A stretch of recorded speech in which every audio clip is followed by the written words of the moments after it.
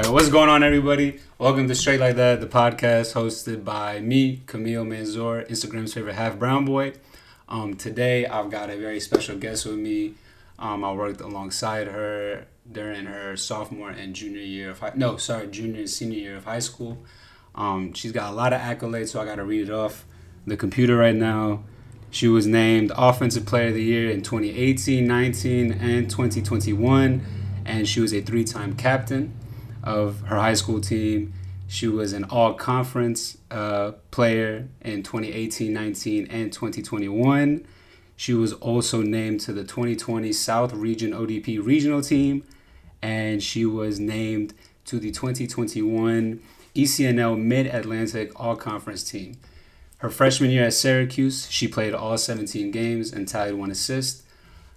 My good friend, Kendyl Lauher. What's going on, Kendyl? Hi, thanks for having me. Man, I'm excited. I'm very excited. So let's just get straight to it. How'd you get into this sport at a young age? So I kind of just played around with different sports when I was younger, but this is the story my parents told me, at least when I was 3, I was begging them to start soccer, and so they took me to my first practice, and I cried the entire time. They had to convince all the other parents there that they weren't forcing me to play, that I asked to do it. And my parents took me home, and they were like, you don't have to keep playing if you don't want. And I was like, no, I want to try it. So we went back, and in my first game at Strikers Soccer Center, not necessarily real soccer, but right. I did score 5 goals. And in your first game? In my first game. 5 in one game? Yep.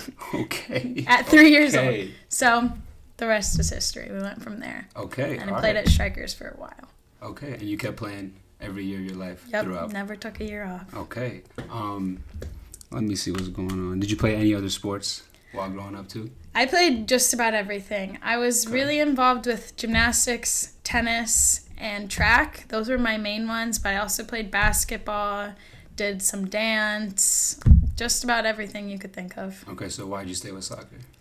I just loved it the most. Every time I got to a point where it was for gymnastics, they wanted me to start practicing on Saturdays, and my parents were like, well, she has soccer on Saturdays. So then it was kind of making a choice, and every time I got to that point with a different sport, I always just picked soccer. I just always loved it more than everything else. Okay. The hardest one to decide between was definitely track, which I didn't play school soccer in middle school because I had picked track instead, and I loved it, and it was nearing spring of freshman year when I had to decide which one I was going to play for high school. Okay. And knowing that I was hopefully going to continue with soccer beyond high school, I decided to do that instead of track, which was one of the hardest decisions I've ever made. But yeah, it always just outweighed the other sports. Did you play club soccer while in middle school, doing middle school track? Yes. Okay. I played, in middle school I played tennis, basketball, and track, and I was always doing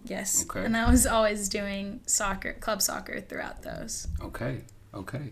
Were you always on the first team or the A team or top team while growing up during those youth years? For the most part, definitely. Okay.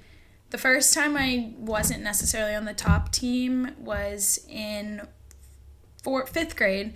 After 4th grade, a bunch of my teammates, because our club was switching to a different club, and a bunch of my teammates and I were trying to decide what we were going to do, and we all decided we were going to go to a different club, but all of them made that team except for me. So I ended up staying at our current club that had switched, and I was on the top team there, but it didn't feel like the top team because it wasn't necessarily the team I wanted to be on. Okay. And the year after that, I switched to formerly Carolina Rapids, and I was on the top team there. And for the entirety from 6th grade to senior year, I was on the top team. Did they ever tell you why you didn't make that first team? Not really, but the coach was really regretful. He asked me to try out the next year, and I didn't really want to go back. And those girls who made that team are still some of my best friends to this day who tell me that they wish I was on that team. And I kind of think about it a lot because the trajectory that they were on for college and stuff like that was a lot different, being on that team and just getting a lot more opportunities and exposure. Mm-hmm. So I think about what could have happened if I did end up on that team, but I think that my path and the story that I created was the best for me. So I'm really happy with how things worked out. So since middle school, you knew you wanted to go to college? and play? Not definitively. Okay. But I knew I didn't really ever want to stop soccer, so it made sense to go to play in college. And then in high school is when I kind of like more realistically got into the idea of playing in college. Okay. So in high school, you think that's when you realized I could go D1? Yeah. I mean, I was definitely, not necessarily. It felt like I was behind in the process because a lot of those same teammates who were on that team were committing freshman year. Like, my best friend committed to Clemson freshman year. And so I was like, I'm barely even talking to schools. Like, I'm so behind. And my coaches weren't necessarily wanting us to make decisions so young, but I did it on my own timeline, and it still worked out that she is someone I'm competing against now. We're going to talk about the recruiting process a little later on because that's interesting. So while you were in middle school and playing all these club levels, was there like a coach that kind of stood out to you and he like kind of pulled you aside and like took care of you and like trained you and saw like, you know, the potential that you have? I would say the first year that a coach really got me to excel and like realize that I was good was in 7th grade. My coach Ray, he just was amazing. And Shout out Coach Ray. Yeah. And that was the first year that I was like, I can do this. Like he just made me feel like I was great at soccer and like that I could continue and do anything within the sport. Now I guess the opposite. Was there a coach, we don't got a name drop, was there a coach that kind of, you know, prevented your growth in the game or anything, made you feel, you know, uncomfortable with how you play and stuff like that? I honestly can think of a couple. Okay. See, that's the problem. See, this is why I brought the podcast up, man. We want to go to the root of these problems. Yeah, there's a few, club, high school, all that. Yeah. That no names. I wasn't necessarily being pushed to my abilities, and like they didn't necessarily believe in me as much as they should have. Yeah, there's a few. Okay. All right. Well, that's unfortunate. Let's see. So you get to high school, and that's when you said you realized you can go D1. So did you start the whole recruiting process as a freshman, like entering freshman year, or talk to me about that whole process? Freshman year, I didn't really contact many coaches, but I was going to ID camps so that they could like start seeing me play. And then, well, the rules are different now. Can you explain like what an ID camp is for those who don't know? For those who don't know, an ID camp is basically just when you go to the school, get to visit the school, and play in front of the coach with different girls, anyone who signs up to play, basically. Okay. And then sometimes people will invite you to ID camps if you're on their radar and they want to see you play. Okay. But yeah, I was doing a lot of that, and the rules are different now for like the age that you can start contacting coaches, but that didn't change until I was like well within the recruiting process of being able, because you're not supposed to start talking to coaches now until June 15th after your sophomore year, which was way different from when I was going through it because girls were committing in freshman year and 8th grade and stuff like that. Okay. So yeah, I did that. Then going into sophomore years when I started like really contacting people and like talking to schools. And then at that June 15th date, after my sophomore year, because I had a lot of showcases that summer, was when it like all really picked up and I was really talking to schools. And then junior year was like just completely like always on the phone with coaches, always emailing coaches, inviting coaches to games, whatever it may be. Okay. So how many, this is like a rough estimate, how many ID camps did you go to? Somewhere between 15 and 20 probably. And they're all in this region? Yeah, for the most part, all pretty nearby. Okay. The furthest one I went to one in like South Florida somewhere, which was like a bunch of different schools, which got me a lot of exposure. And then Syracuse. Okay. And that's where you met Syracuse? That's actually not. Summer after my sophomore year, we played in San Diego for the ECNL Nationals. And when we would get those showcase lists of like what schools were attending, I would kind of just look at it and be like, if I remotely would want to attend this school, I'm going to email them. Okay. And it wasn't the most like personalized email, but like whatever, I would send them an email. And that was one of the schools I reached out to for that showcase. And they came to 2 of my games and saw me play there. And then they emailed me after asking to talk on the phone, and then I kind of started communicating with them. But if you ask my parents, they'll tell you that I got really nervous and thought that they like didn't like me anymore, because the assistant coach that I had mainly been communicating with, who is one of my coaches now, she like wasn't responding to my texts and emails as much as she had originally been. So I was like, they don't want me anymore, like all this stuff. And then when they were playing Wake Forest near here, I had a game the day before that in Greensboro, so it was like pretty close. And she came to watch that game, and that was in October. And then the next time they saw me play was December at the ECNL Greer Showcase, and they came to 2 of those games. And this is all throughout my junior year. And then in January, we went to the ECNL Florida Showcase, and they came to, I want to say, all 3 of my games there. And then February, well, after that showcase, they invited me to take my unofficial visit and do the ID camp that same weekend. So I went up in like late February, like right before COVID. And February 2020? Yeah. And then I visited, did the ID camp. That went really well. And I met a ton of players, all the coaches, some of the like support staff and everything. And then beginning of March is when I got my offer. But then obviously a lot of things changed. So COVID definitely took a toll on the recruiting process for me. But yeah, that is my process with Syracuse, at least. All right, so let's go back a little bit. When you talk about the emails, well, what are you saying in these emails? Like, you interested in the program? Yeah, basically just expressing interest in the program. If they were like a school well known for their academics, I would mention that as well.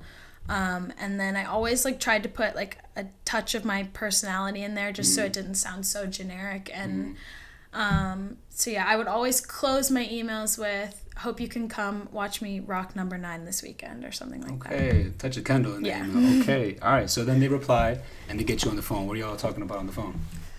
It honestly depends on the school. I had one school who he sent me a list of questions that he wanted me to think about before we talked on the phone, and it was random stuff like, if you were a part on a bike, what part would you be?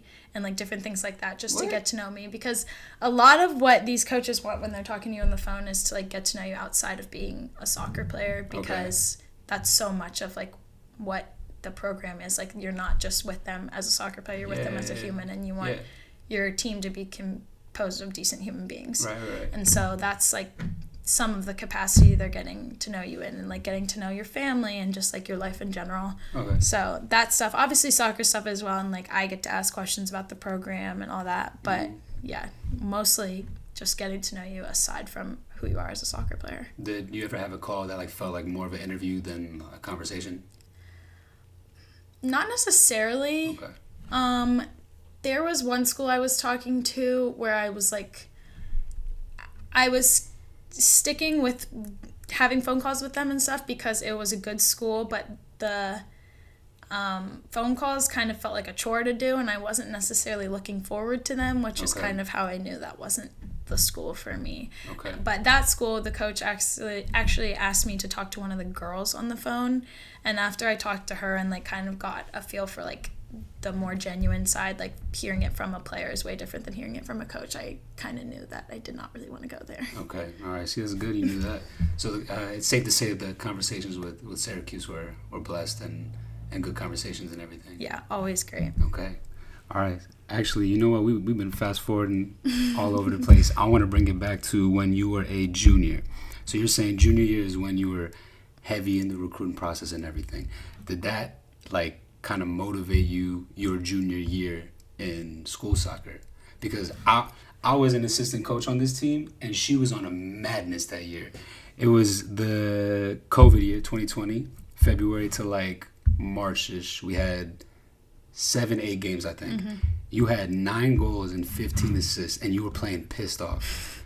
Did you have like, any motivation from the whole recruiting process to go and show out every game? I think maybe subconsciously. It was, I mean, I had been talking to schools and stuff, but I knew that like I wanted to make a decision hopefully some point in my junior year, and I was like since club soccer was not done, but basically done because we weren't in season anymore, I knew this was kind of like my last chance to show out for a school. Okay. And so I was like, I need to get these stats and like just do my thing so that I can present this to any schools that I'm currently talking to. Right. No, because I've never seen something like this before where you're playing right wing and the other team's coach is telling the left back and the center back to go double you. The coach is literally yelling, get on number 9, and it didn't work. Every single time you get the ball, you mash it up, goal. Every single time. How'd that make you feel? Like when the opposing team is like, nah, that's the player we gotta stop. And they couldn't. Junior year was definitely like a boost of confidence for me as a soccer player.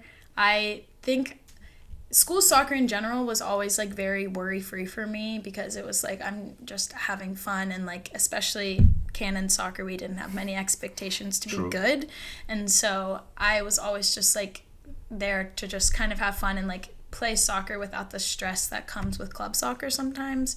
And I think that year I just kind of took it to a new level of like I'm just gonna do what I want and have fun and play my best. So that was, although short, probably the most fun season of soccer I've ever had.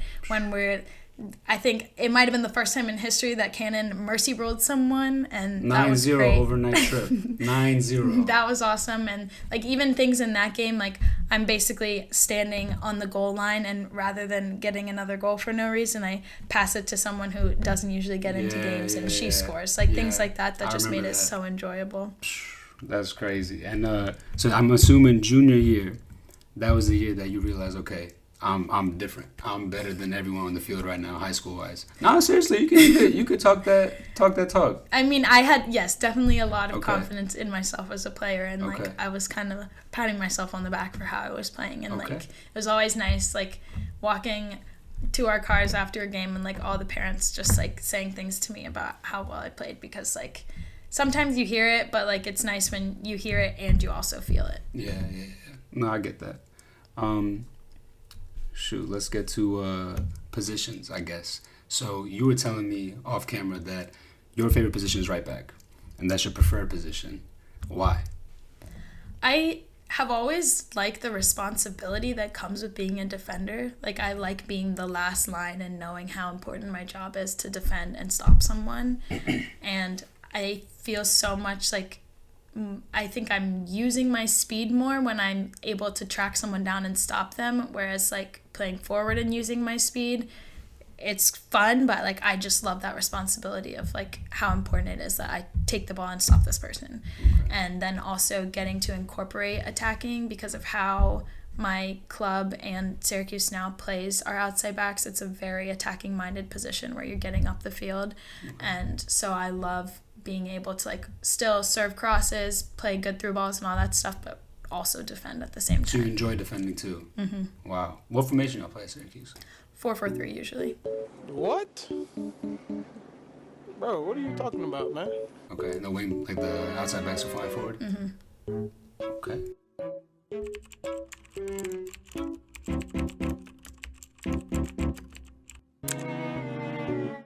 Bruh. 4-4-3 usually.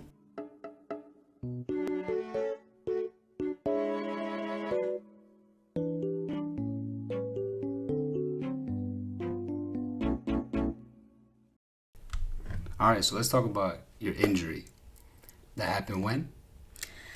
Well, initially it happened in January of 2020. This is your junior year? Yes, at that ID camp that I said I went to in Florida. That was a great weekend, and it happened, I think, the first or second day. It was 3 days long. It happened, I think, the second day, actually. And I came off the field, and I was like, that does not feel very good. What was it? I couldn't really tell. I knew it was some upper leg, hip, groin area. Okay. But the next game that I had to play, it was the last game of the day, and it was in front of the Stanford coach, which was my absolute dream school. So I was like, I'm not worrying about this. Like, I'm just going to play, and I'll figure out what's hurting tomorrow. Okay. And I played out of my mind. It was, like, not a full game. I think we played, like, a half in total, but it was insane. And, like, all the girls on my team who like on my team for the ID camp were coming up to me after being like, he kept saying things about you, he loved you, and that was like everything to me because like playing for Paul Ratcliffe was my absolute dream at the time. And I talked to him after, that day we had a good conversation, and then I talked to him on the phone a couple times, but because of COVID, that situation and offer didn't necessarily work out the way that I would have dreamed it to. But that was when I initially got hurt, and then I spent a while before junior year, like junior season, trying to get better. So I actually played my ID camp at Syracuse, where they saw me for the last time before I got my offer hurt. And did they know? They did know. Okay. So you let everyone know that was, involved in your recruitment process that you were hurt? Yeah. Okay. And I still played pretty well there, so it was okay. And then I got better to the point where I had my little bit of junior season, like you were saying, and taking Monster season. Taking a while off because of COVID was definitely really good for me injury-wise. So in June, we started back with club, like trying to do everything super safely and everything. Right. And then late July, I started feeling it again. And I was like, that's not good. Like, I don't really want to go through that again when our season's about to start. And so I went to a sports medicine doctor or whatever, and he said that my groin was pulled and I had tendonitis in my hip flexor. And originally, like, I had never been diagnosed with anything. I didn't even really go to the doctor. I was just working with our trainer at Canon, like, trying to figure out what was best for me. And so then I was out for, like, 6 to 8 weeks or so, and missed the first couple games of the season because of that, and then got better, felt great, had a really good senior club season. That was in the fall? Yeah. Okay. And then our last game of the season in December, we were playing against Wilmington Hammerheads there, and before the game I was like, Dave, I don't know if I can do this. Like, my hip is really hurting right now. I don't know what it is, why it's back randomly, but I do not feel great. And he was like, come in waves. Yeah. Okay. But honestly, throughout the season, I felt really good. Like, there were some times where I was like feeling it a little bit, but for the most part, like, I was playing great, I was feeling great. It was not anything. And then that last game came and I did not feel very good, and he was like, just try to give me one more game if you can. And I was like, okay. Played the entire 90 minutes and I was like miserable after, and then took a couple days, wasn't really sure what it was, and then we had like our little Christmas break kind of thing. Right. And we start back usually like January 2nd or something, like right after New Year's. And I was playing for a little, but then I'd be like, I can't keep going, and our trainer was just like sitting me out. And then I asked her to get me another appointment with the sports medicine doctor, and he said, it looks like the same thing, like, it's okay, you can do physical therapy again. So I was doing physical therapy, but it was a lot different than the first time I had done it, because the first time was more like exercise based, and this time was like very like massage and mobility and just like trying to work on it. And I did like dry needling and stuff like that. And then it was like 5 weeks later and I wasn't feeling any better, and I was like, I don't think that this is helping, like, I need to do something else. And then your senior year season's approaching. Exactly. Okay. And I asked my doctor if they could do an MRI, because I knew that it felt different than the first time, but he didn't really want to do one. And then eventually we got him to agree. There was a whole bunch of drama with like insurance approving it and stuff like that. And then once that got fixed, it was late February at this point, so the season had already started. And I was missing games, practices, all that. And then we, in early March, got my MRI results, and after switching doctors, because I was just not really happy with how my original doctor was treating the whole situation, I switched to a hip specialist, which was much better. And he looked at the MRI immediately and was like, your labrum is torn. And torn labrum. Like, yeah. So you've been playing with a torn labrum for how many months? 8 months? Honestly, I can't pinpoint exactly when it happened. I don't know if it happened that game in December, if that's what it was all along back in August. Like, I don't really know. Okay. So torn labrum. Yeah. Okay. And then he was like, it needs to be surgically repaired, but like when you do that is up to you. And he said it's not going to get worse, so you can play on it, but you might be in a lot of pain. Okay. And so then I was like, well, I want to play my senior season if it's not going to get worse. So, and even then, if I had gotten surgery right then, I wouldn't have been healthy for the beginning of my Syracuse season. And so timing was an issue. Bad. Okay. Yeah. If I had been told originally and like not gone through the physical therapy again, then I probably would have gotten the surgery in January, missed the Canon season, but been good for Syracuse. Right. But yeah, the timing was really bad. So I was like, I think that I can play through it enough. So I took, like, they gave me some medicine and stuff to take throughout the season. Played Canon season, and then... How'd that feel? Not great, honestly. Okay. So every game you're playing in pain? Yeah. Okay. And then started feeling a good bit better for my summer league last summer, which was the WPSL. Okay. And then... you played the whole summer? Mm-hmm. Okay, so after you heard you tore your labrum, you played Canon, played summer. Mm-hmm. And then I got a cortisone shot, like... 2 weeks before I went to Syracuse, and that was supposed to like fix everything. Right. Give me a pain-free season. Right. And that did not do that whatsoever. So played the entire season on a torn labrum, and then your first year. Yep. Okay. And then December 20th, I finally got surgery. Okay. And then just last week, I got cleared for contact 5.5 months post-op. Okay. And now I've been easing myself into contact this week, and then next week I'm getting back into full contact. So you never thought about getting surgery, let's say like this past summer, before going into your freshman year? I thought that I was going to be healthier and able to last longer than I was, because Canon season didn't feel great, but then I got around to summer and I felt not fine, but like for the most part pretty good each game, and I was playing for a while, like not 90 minutes, but like a good bit of time each game, and I felt really good. So I was like, okay, this will be fine, I can just continue. And I thought it'd be even better because I had the cortisone shot. Right. But it was not better. So it's definitely, I tell a lot of people that it's my biggest regret that I didn't redshirt and just get the surgery, and then I would have been good for the spring and like going into this now. So when did you get the shot again? July, like end of July. And when did you realize that you still in pain? So I got to Syracuse August 2nd, and August 3rd we were supposed to run the beep test, and on August 2nd that's a hard running test. Yeah. August 2nd I told my coach that every time. I told my coach, I was like, I don't know if the cortisone shot is working like I was hoping it was gonna, and I was like, I'm gonna try to run tomorrow, but like it might not work out. And I got to level like 14 or so maybe, and then I was like, yeah, I can't do this. And we're 14? supposed to get 40. 14? Yeah. Oh my God, okay. And I was like, I can't do this with anymore. With the hip? Yeah. I think I got to 8. I was healthy at 18. And so then I didn't do that. I like got with my trainer a lot about like what we were gonna need to do for me to like for me to get through the season.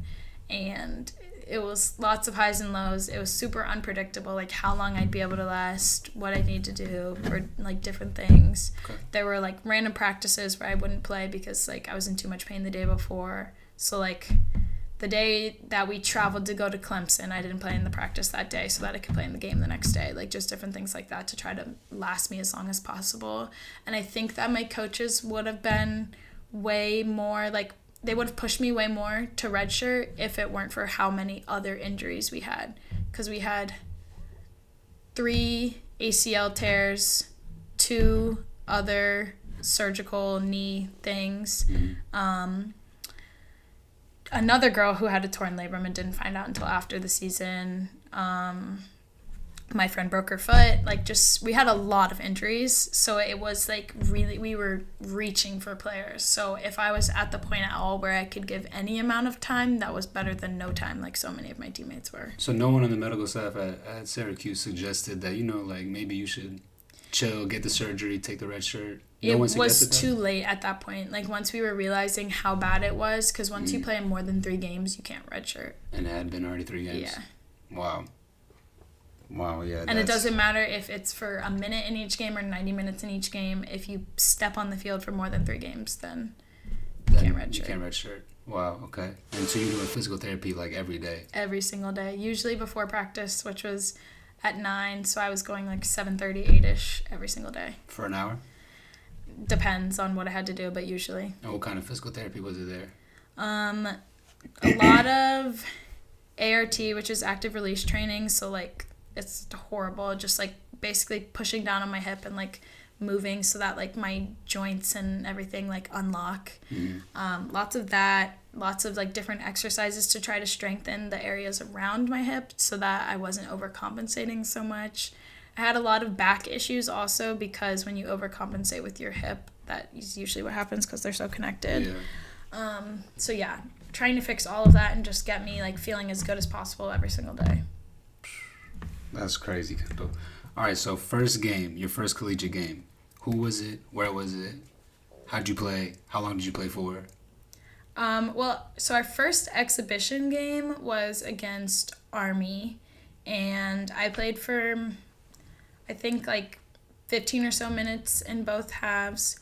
And that was actually the only game of the season where I played outside back because that was before we were, like, too worried about how long I was going to be able to last and stuff. Our first real game of the season was, I want to say maybe Eastern Michigan, maybe Fairleigh Dickinson. I don't really know. Okay. We had a good non-conference run. Like we won, aside from the 2 exhibitions, which we also won, but we won our first 5 non-conference games, and then kind of went downhill from there. Yeah. Oh man. What game was it? We just saw the video too. What game was it where you actually scored your first goal, but I don't know what the refs were on? Yeah, that was against Niagara, which we ended up losing. It was a really, really bad game because they were not that good. But a girl who had a hat trick in that game is now my teammate. She transferred.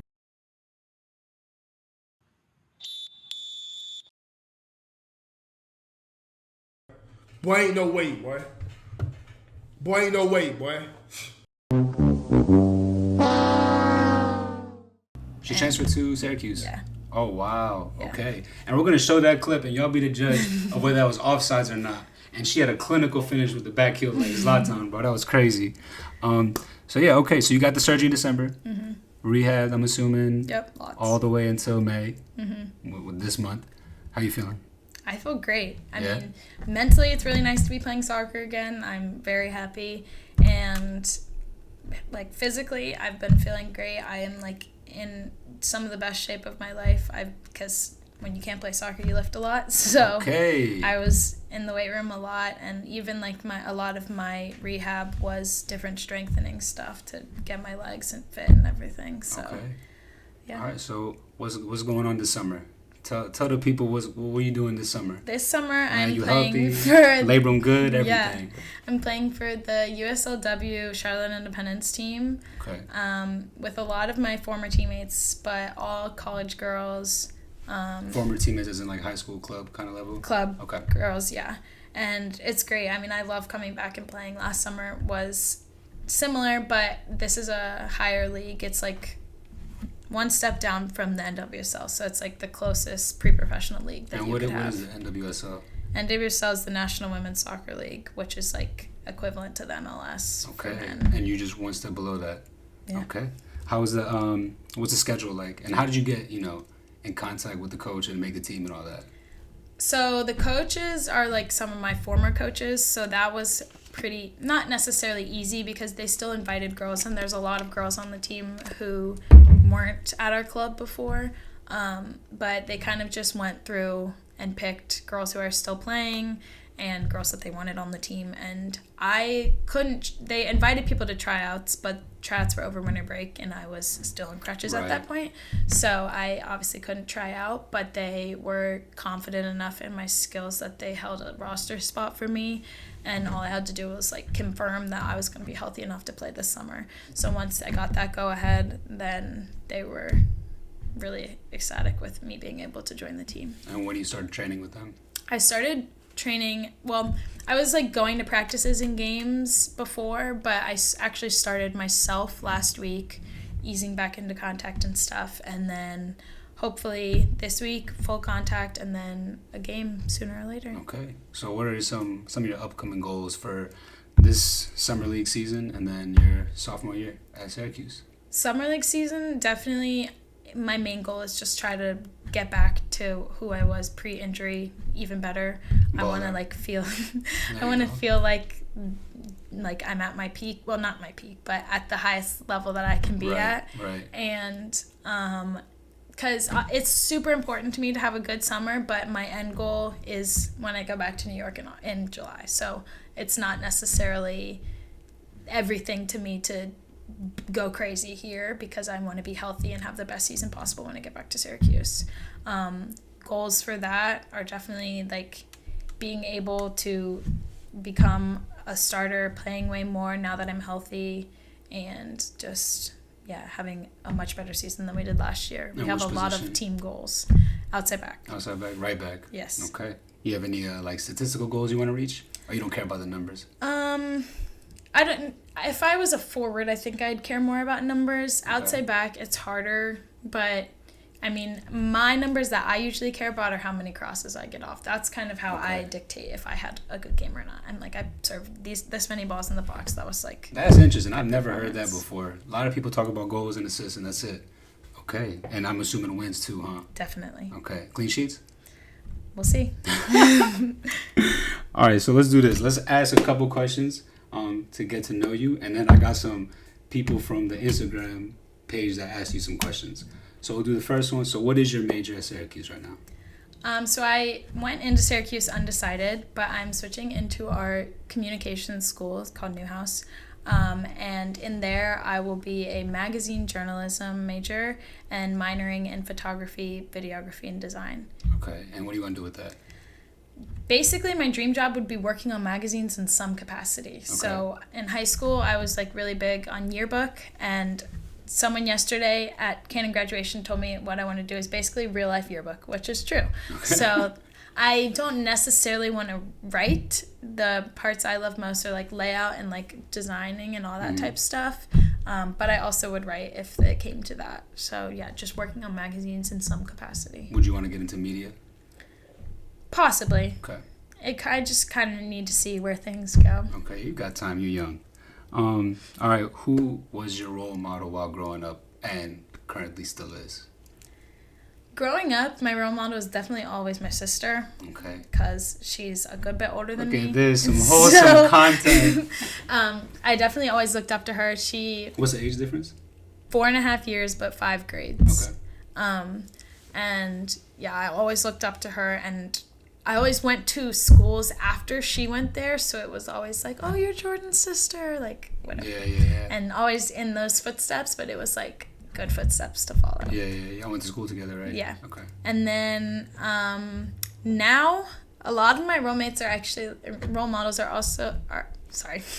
A lot of my role models... I was making sure you're all right for a second. ...are actually, like, older girls that I'm around at Syracuse. Like, my captains, I look up to them so much, and, like... Some of them were like girls like people that I aspire to become like someday, and even like just not even on my team in general, but I'm just like surrounded by great people at Syracuse. And so like a lot of teams like lacrosse, field hockey, all of them, they have great older girls that like I look up to, and I'm like, this is the type of athlete I want to be in my sport, and also just like the kind of person, like they're just great people to be around. Hey, you can go ahead and shout them out. Shout out your captains real quick. You can't just say that and not shout them out. Shout out Meg Root, Nat Weidenbach, and Jenna Tifnin. Yeah, all three of y'all. Well done. You got going over here. All right, let's see. Drake or Kanye? Drake, probably. Favorite Drake song? Ooh. I don't know. I like Nice for What. What? Out of all the songs, that one, that's like the most mainstream. Like, Over is a pretty good song. Wow. I was in middle school when that one came out. Okay, I'm glad you know that one. Let's see. Did you ever have an opportunity to go overseas and train or play games out there? Right before COVID, when I made the ODP regional team, I was supposed to travel with them to different parts of Europe. And that was like really up in the air if we were going to go or not junior year until like 5 days or something before we were supposed to leave. It got canceled because of COVID, which obviously now I'm very thankful for because we could have possibly gotten stuck there and that would have been horrible. What countries were you all supposed to go to? I know England and France, and I think there was one more. I don't really remember though. And y'all going to train over there? Or y'all going to play other teams? Both. Games and training. Wow. That would have been a crazy opportunity. Yeah. Favorite assistant soccer coach ever? The one and only. Yeah, I was about to say there's only one answer for that one. And off camera, I did not tell her to do that either. This is all genuine, wholesome content. You know how we do. Let's see. A couple more questions, then we'll get into that one. Favorite high school moment? Soccer-wise. Soccer high school? Soccer-wise. We could do both if you want. Soccer-wise, I would say last year, senior night was a great game. I mean, well, it was actually a horrible game, but it was a great feeling after because Abby just went crazy in PKs, and that was so awesome. I personally did not make my PK, so I don't really like looking back on that game. I was at that game. What happened with your PK? Did you sky it? I think you put it over the goal, didn't you? Horrible. We're not going to talk about that. That's okay. We don't need to talk about that actual leading up to it, but like the feeling of winning was great. Okay. And also there was definitely some like really good times junior year soccer. Like the overnight was super fun. Beating Greensboro Day in overtime was super fun. Okay. All that. Okay. You got any off the field memories that, are your favorite? There were so many senior year like different things. I can't even pick, honestly. There was so much too many stuff. To count. That's fine. Let's see. How about this favorite college moment so far? Soccer and on the field and off the field. Soccer was definitely in our Louisville game, which was the game that I had my assist in. My parents were there, which they only came to like 3 or 4 home games. So the fact that they were there, one, was awesome. And then when I had that assist, which tied it, was awesome. And we like ran over to the bench and the whole boys team was there. So that was super fun. And we just like, it was probably our biggest fan section that we had all season. So it was just like great energy, great time. I got the ball like a little over midfield, and then I just like slipped one in a through ball, and my teammate ran onto it and chipped the keeper. Chip the keeper. Ooh, hey, if we find film tag, we gotta put that on there. Wow. Okay. Let's see. What else did I have on here? Oh, off the field. You didn't say that. College. Off the field.